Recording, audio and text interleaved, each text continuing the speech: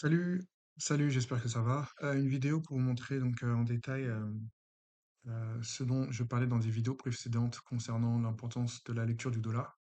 Je vais vous faire une vidéo en montrant des traits de prix donc directement sur la journée d'aujourd'hui.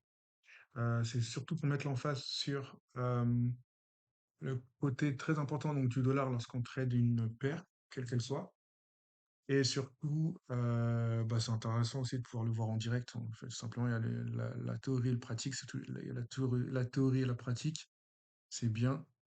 Donc c'est toujours bien de pouvoir montrer les choses également en pratique après la théorie. Alors je vais aller directement dans le vif du sujet.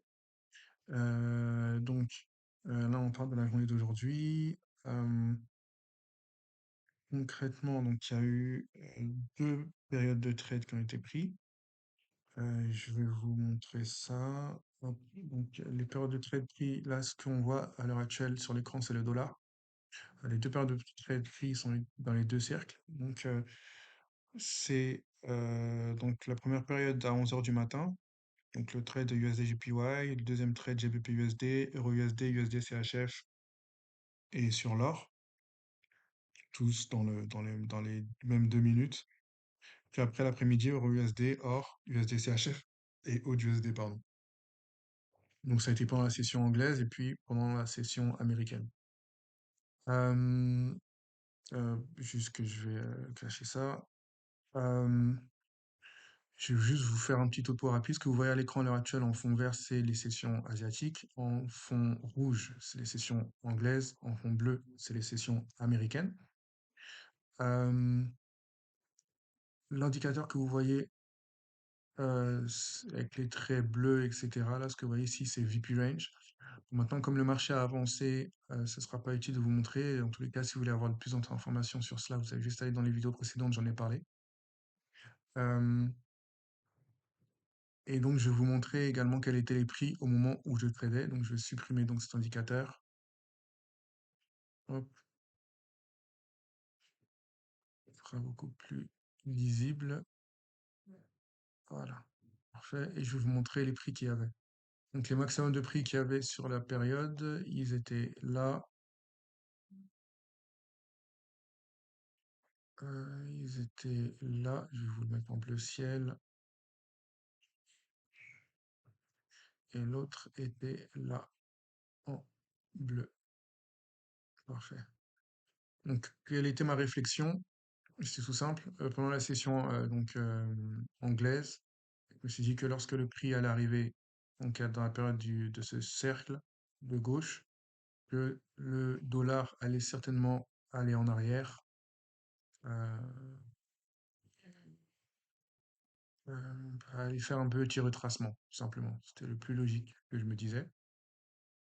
Maintenant, une autre information aussi que je dois vous dire, c'est que la semaine dernière, il y avait un maximum de volume qui était très important à prendre en compte. C'était en l'occurrence à ce prix-là. Euh, Hop, à ce prix ici.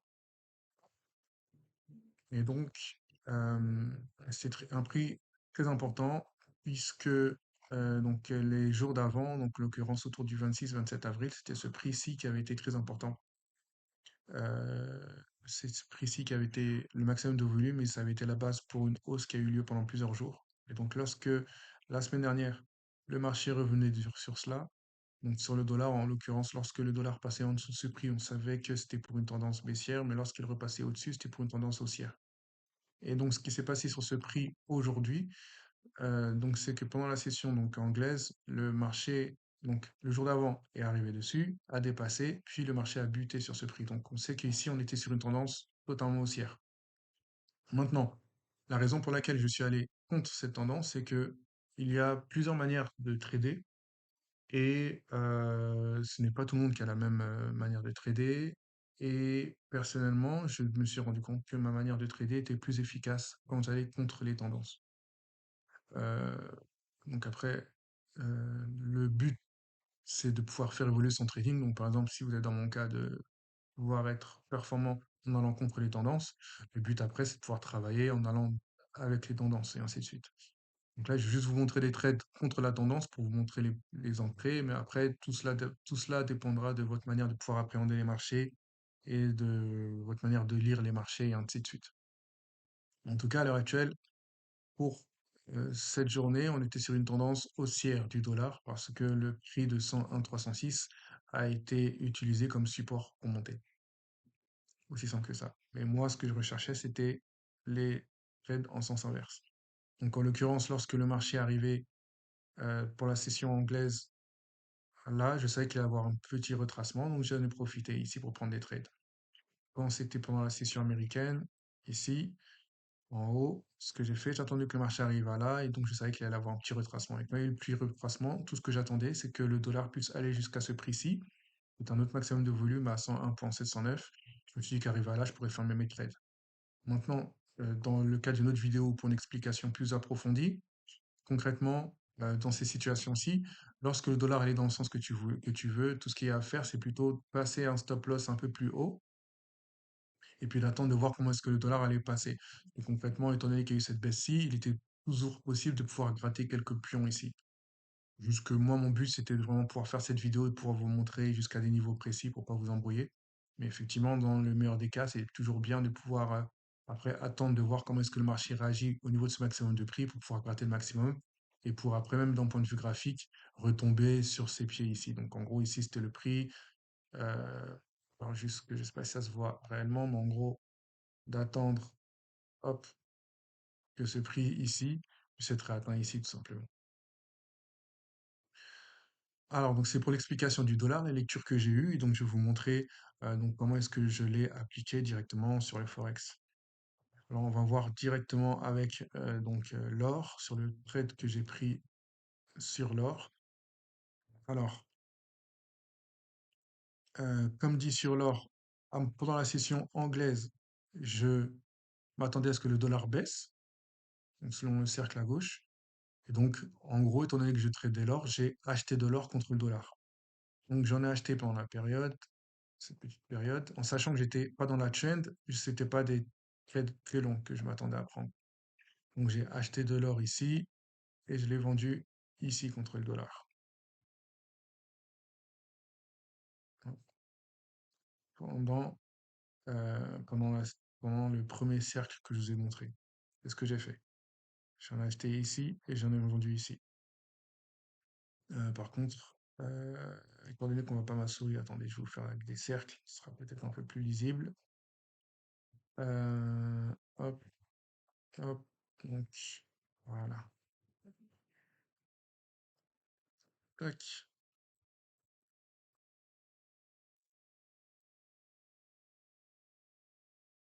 Donc, je l'ai acheté ici, dans cette zone-là. Je sais pas si vous voyez la petite flèche bleue. Je vais essayer de peut-être mettre ça un peu plus en gras. Hop là. Si vous voyez la flèche bleue au milieu de ce cercle, je vérifie qu'on voit bien. Voilà, parfait, on peut voir. Donc, la flèche bleue au milieu de ce cercle, c'est là donc, que j'ai acheté. Et donc, j'ai vendu, enfin, j'ai fermé le trade ici. Donc ça, c'était le trade de, de l'or. Donc c'est la 1, 2, 3, 4, 5, cinquième ligne. Sur la session américaine, j'ai fait la même chose. Hop, donc comme montré sur le dollar, j'attendais à ce que le dollar baisse, donc j'ai acheté de l'or contre le dollar pendant une petite période, jusqu'à ce que ça arrive donc au trait bleu, qui était le maximum de volume. Donc en l'occurrence, j'ai acheté ici, là, pour après donc revendre ici. Et maintenant, si j'avais attendu euh, donc à ce que le marché, voir comment le marché allait rebondir sur le trait bleu ciel. Donc effectivement, j'aurais pu prétendre à pouvoir prendre également cet autre mouvement-ci. Donc quasiment, c'était du x2. Et bon, le but, c'est de pouvoir vous montrer comment est-ce que le marché réagit. Et également une autre information qui est lisible, je pourrais vous communiquer ou autre. Mais il y a une raison pour laquelle il était possible de pouvoir prendre le trade, en tout cas jusqu'à cette hausse-ci, jusqu'à ce prix-ci. C'était déjà téléphoné. Je vais vous montrer aussi sur USD JPY, parce que c'était un trade intéressant, parce que concrètement, c'est le plus bas des trades. Il fait 70 dollars. Mais je vais vous expliquer pourquoi est-ce que c'était le plus court. Donc, c'était donc, pendant le premier cercle. Je vais plutôt vous faire. Hop, voilà.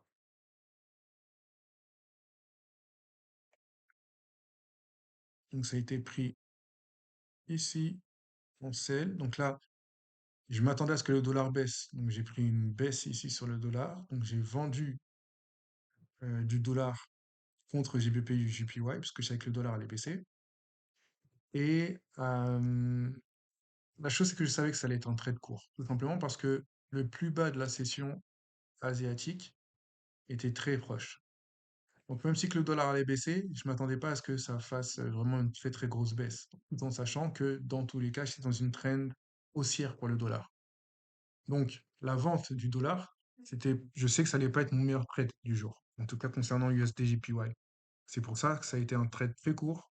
Je suis resté en gain, etc. Mais j'ai fermé très vite, tout simplement parce que je savais que j'étais contre la trend du dollar. Et c'est le seul trade que j'ai pris en tout cas dans ce sens-là. Maintenant, étant donné que je savais tout ça, effectivement, il était possible de pouvoir réattendre, de pouvoir prendre un trade à la hausse, de pouvoir profiter de cela. Mais pour ça, après, c'est la lecture que vous pouvez vous en faire euh, personnellement. Je vais vous montrer sur GBP USD donc ce qui a été fait. Donc, par rapport, encore une fois, pour rappel, au premier cercle pendant la session anglaise. Donc, ce que j'ai fait, j'ai acheté du pound parce que je savais que le dollar allait baisser. Donc, j'ai acheté du pound ici. Hop,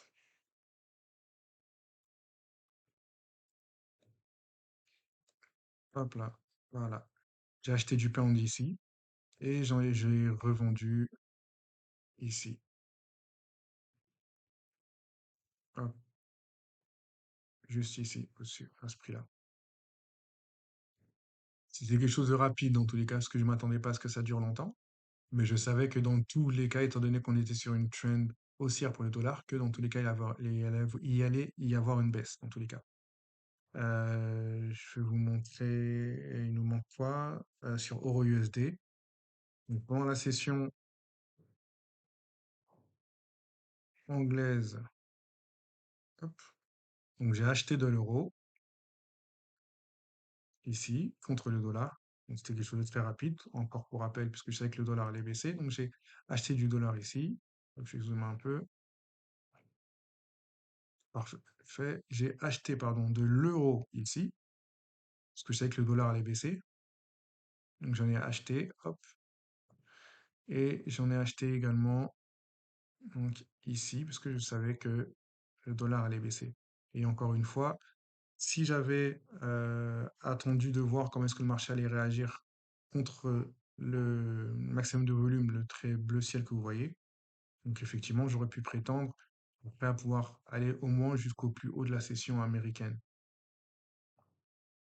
Donc c'est ça concrètement ce qui a été relativement simple à prendre.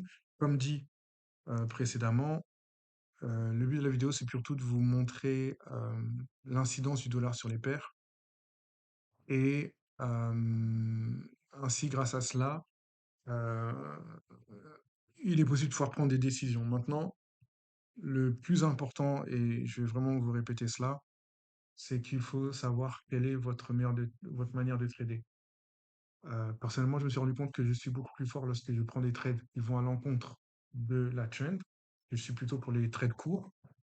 Et donc, c'est en cela que j'ai pu prendre les petits trades. Maintenant, la chose, c'est que, étant donné que j'étais pas dans les trends, c'était des trades courts, certes, mais c'était pas les trades qui vont faire le plus gros gain. En tout cas, avec le type de lot que j'ai pris.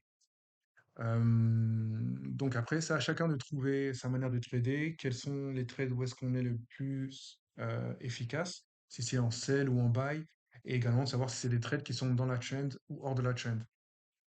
Euh, Également, ce que vous avez vu donc comme compte, c'était un compte que j'utilisais avec les comptes financiers dans le cadre de la compétition de The Funded Trader. Donc c'est pour ça que vous voyez des trades, des lots de 5, des lots de 3, etc. Parce que dans le cadre de la compétition, les trades pour le Forex sont limités à 5 lots et les trades avec les indices ou l'or sont limités à 3 lots. Donc c'était sur un compte à 100K en compétition cette fois-ci. Et donc si vous voulez pouvoir vous faire des comptes sur cela, je vous invite à pouvoir le faire.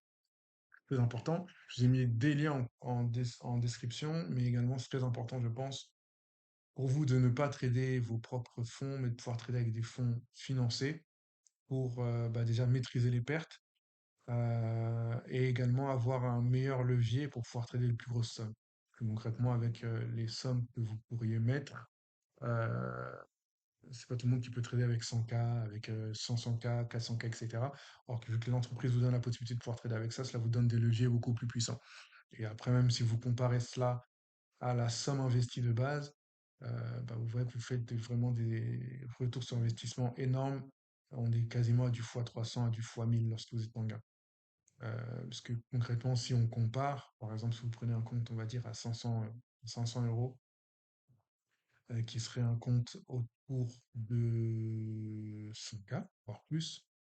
Imaginez sur 500 euros que vous avez investi réellement payé avec votre poche, hors du fait qu'ils seront remboursés, bah, avec une journée comme ça à 3K, en sachant que l'investissement de base était 500 euros, si vous faites 3K même pendant 2 jours, ce qui reviendrait quasiment à 6 000 euros, vous aurez largement multiplié vos gains.